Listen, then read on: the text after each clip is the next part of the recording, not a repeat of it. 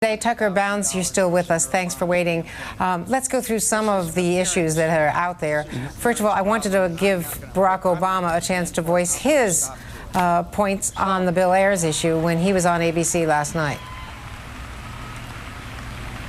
The notion that somehow he has been involved in my campaign, that he is an advisor of mine, that I've palled around with a terrorist, all these statements are made simply to try to score cheap political points. You know, look, I can handle these attacks for the remaining 4 weeks, but it's certainly not serving our democracy right now.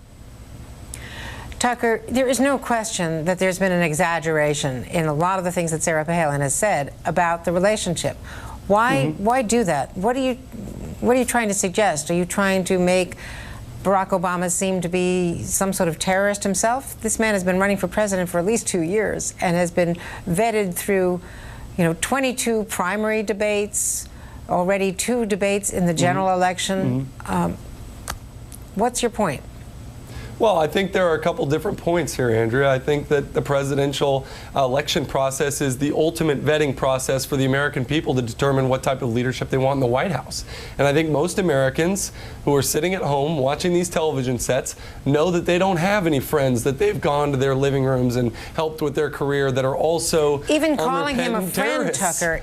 I mean, even calling him a friend is an overstatement, according to all the fact-checking that we've been able to do. Andrea, it's the same overstatement that his chief strategist said when he said that the Ayers and Barack Obama are certainly friendly. I don't know what else we could describe it as not friends if they're not certainly friendly. They've served on the same boards, and he invited him over to his home to help him launch his political career. The board I wish was the I had Annenberg friends so board, nice. but that was the board of Walter Annenberg, a stalwart Republican who created an education foundation in Chicago. And I'm not indicting the board, Andrea. I'm not indicting the board. I don't think there's a problem with the board. I think that there's a problem with having an unrepentant terrorist who is your friend and then going before the American people and misrepresenting that relationship. That is a major problem that voters would have with Barack Obama, and I think it's incumbent on us to present them with accurate information about what type of relationship that really is. Now, let me talk for a bit about this mortgage plan, because there's been a lot of criticism in the media of the mortgage plan, and also criticism from Barack Obama today about the mortgage plan. As reissued on Wednesday, I guess yesterday morning, the plan that was first put forward by John McCain on Tuesday night now has been changed so that the lenders would not have to take a haircut, that they would be reimbursed for the full value, the stated value of these mortgages, or original value of these mortgages. Isn't this rewarding some really bad lenders with more taxpayer money? Well, Andrea, I'm aware of what Barack Obama's position is on our new plan to refocus the money that's been allotted. It's also just about every newspaper in America today.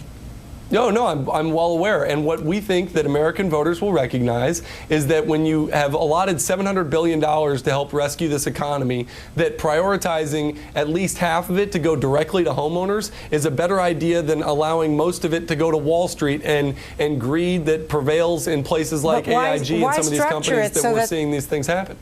Why structure it so that the lenders get the benefit and have the taxpayers paying in this case? Why not make the lenders, if they are bad lenders and they're not in crisis, why not force them to take some share of this burden?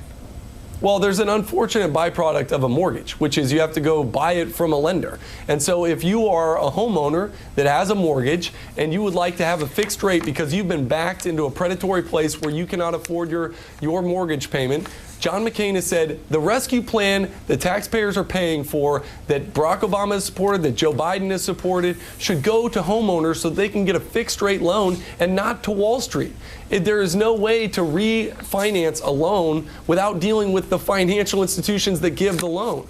We could send checks to Americans directly, but then there's no way to determine whether or not these are going to be used for home loans. So, it is a false argument that is being presented by a candidate that's in a bad place, and that's Barack Obama, because he opposes relief that'll go directly to Main Street, directly to homeowners who really need help. It's an unsensible position. Their point is that it doesn't.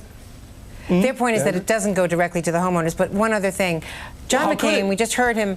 We just heard him in Wisconsin arguing. He seemed to be arguing against the rescue plan or bailout, whatever you want to call it, the AIG rescue and all the rest, which he supported. Am I incorrect? Didn't he support those steps? Vigorously support them, suspend his campaign, come back and support all of the efforts of this administration, this Treasury, and of the Fed? Barack Obama and John McCain both supported the legislative rescue plan.